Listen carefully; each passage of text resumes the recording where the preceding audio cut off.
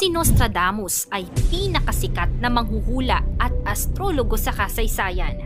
Ang kanyang mga hula ay talaga namang naging kontrobersyal dahil karamihan sa kanyang mga hula ay misteryoso at nakakatakot. Mula sa kanyang aklat na Les Prophetes, iniulat niya dito ang kanyang mga pangitain sa pamamagitan ng mga tula na kilala bilang quatrains. Maraming henerasyon na ang nagpatotoo at pinaniniwalaan na si Nostradamus ay nakapredik at nakahula ng maraming mahahalagang pangyayari sa kasaysayan tulad ng pagpaslang sa mga magkapatid na Kennedy, pagkatalo ni Napoleon at ang pag-atake sa 9/11, maging ang malupit na sunog sa London, ang pambobomba ng atomika sa Hiroshima at Nagasaki, Japan, at marami pang iba na tila naging makatotohanan. At ayon sa mga eksperto, sa bawat taon o siglo ay mayroon itong matitinding hula.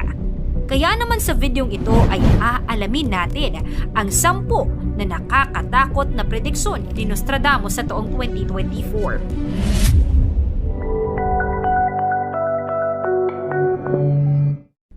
Pang-10, malubhang delubyo sa taong 2024. Hindi na natin kailangan pa si Nostradamus para sabihin sa atin na ang patitinding problema sa klima ay patuloy nang nangyayari, kung saan panay iniuulat ang mga malulupit na mga bagyo, sunog at pagtaas ng mga temperatura ngayong taon. Pero ang nakakaintriga ay kung paano niya ito tila inunawa at inaasahan mula sa mga siglong nakalipas. Ang tuyong lupa ay magiging mas tuyo. Yan ayon sa di umano kanyang hula. Magkakaroon ng malalakas na baha sa iba't ibang bahagi ng bansa at malawakang gutom sa pamamagitan ng mga pestiferous wave ang mangyayari. Magkakaroon din umano ng tsunami na makakaapekto sa agrikultura.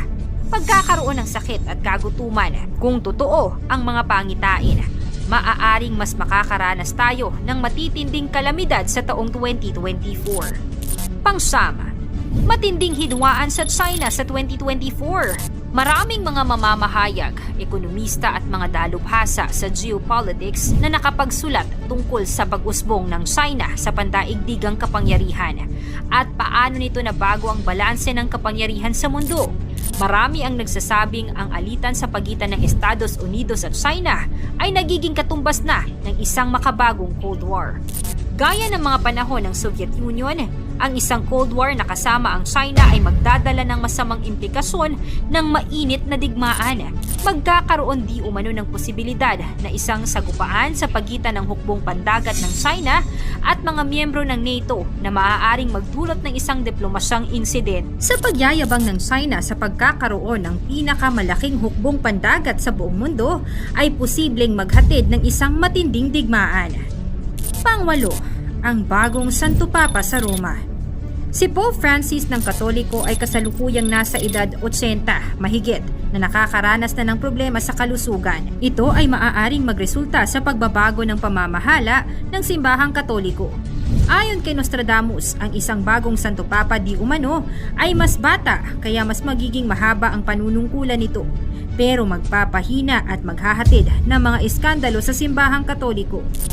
Pang-7, pagsalakay ng AI sa 2024. Sa taong 2024, ayon sa mga hula ni Nostradamus, mag-uumpisa ang malawakang impluwensya ng Artificial Intelligence o AI na magdudulot ng kalituhan at kawalan ng seguridad sa buong mundo. Ang mga makina ay magiging kaaway ng tao at magdudulot ng hindi inaasahang mga epekto. Ang mga robot ay maghahanap ng kanilang kalayaan, isusulong ang kanilang karapatan at tatalikuran ang supremasiya ng tao. Ang pag-aalsang ito ay magdudulot ng malalimang pagbabago sa lahat ng aspeto ng lipunan, mula sa industriya at ekonomiya hanggang sa pamahalaan at pang-araw-araw na buhay. Ang mundo ay magkakaroon ng alitan para sa kontrol, kung saan ang mga tao ay makikipaglaban upang muling magkaroon ng kapangyarihan sa kanilang mga nilikha. Sa kalagitnaan ng kaguluhan, magkakaroon ng mga tanong tungkol sa moralidad o moral values sa pag-expand ng AI at ang mga posibleng epekto nito sa paggamit ng teknolohiya. Pang-6, ang sleep pandemic ng 2024. Sa Year of the Dragon sa 2024, Isang misteryosong virus ang kakalat sa buong mundo na magdudulot ng epidemya na magreresulta ng malawakang pagkatulog ng lahat. Ang sangkatauhan ay magiging bahagi ng isang realidad kung saan ang pagtulog ay magiging isang pangkaraniwang kondisyon na magdudulot ng kaguluhan at alitan sa lipunan.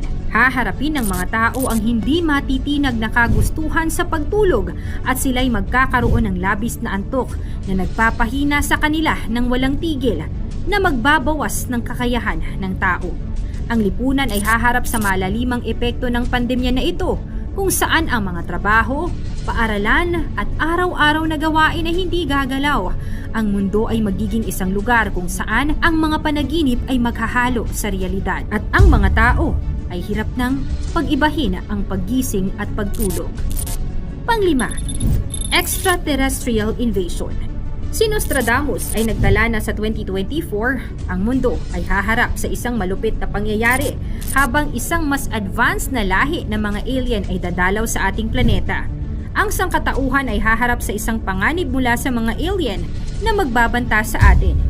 Isang lahi ng mga alien na mas mataas sa teknolohiya at katalinuhan ay darating sa mundo na may layuning sakupin ng ating planeta. Ang kanilang mga motibo ay mananatiling misteryoso at ang sangkatauhan ay mapipilitang harapin ang hindi inaasahang pagtutunggali sa mga nilalang. Pang-apat, ang malupit na social media. Isang mapanlinlang na social network na inilunsad noong 2023 ay mabilis nakakalat, magmamay-ari sa isipan ng mga tao at gagamitin ang mga ito para sa masamang mga layunin. Ang kapangyarihan ng social media ay magiging baluktot, magdudulot ng kaguluhan at distorsyon sa lipunan. Pangatlo, isang malaking kometang papalapit sa mundo ngayong 2024. Isang napakalaking kometang dati hindi natukoy ng mga astronomo ay papasok sa ating solar system at magdudulot ng panganib sa ating planeta. Ang napakalaking sukat nito at direksyon ng pag-ikot ay magiging senyales ng malawakang potensyal na pinsala. Pangalawa, cyber chaos. Isang sunod-sunod na mapaminsalang cyber attack sa mga kritikal na infrastruktura at militar na sistema ay magdudulot ng kaguluhan at pagdududa sa pagitan ng mga bansa. Ang mga makabagong hacker at mga unit ng cyber warfare na suportado ng gobyerno ay gagamitin ang mga kahinaan, magpapakawala ng mga masalimuot na atake upang pabagsakin ang mga communication network, sisirain ang mga sistemang pinansyal at kakalabanin ang mga mahahalagang mekanismo ng depensa at magdudulot pa ng mas maraming kaguluhan sa geopolitics.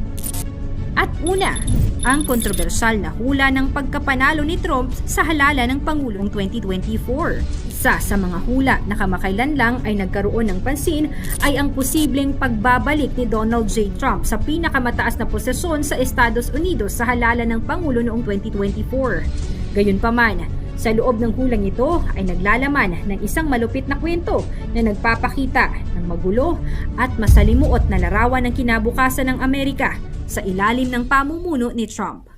Ang mga hula ni Nostradamus para sa taong 2024 ay naglalaman ng mga misteryosong pahiwatig tungkol sa hinaharap. Bagamat ang mga pahayag ay kreptiko at hindi malinaw, maaaring magbigay ito ng babala at pagiging handa. Mangyari man o hindi ang mga hula ni Nostradamus, isa lang ang dapat nating paniwalaan at sampalatayanin.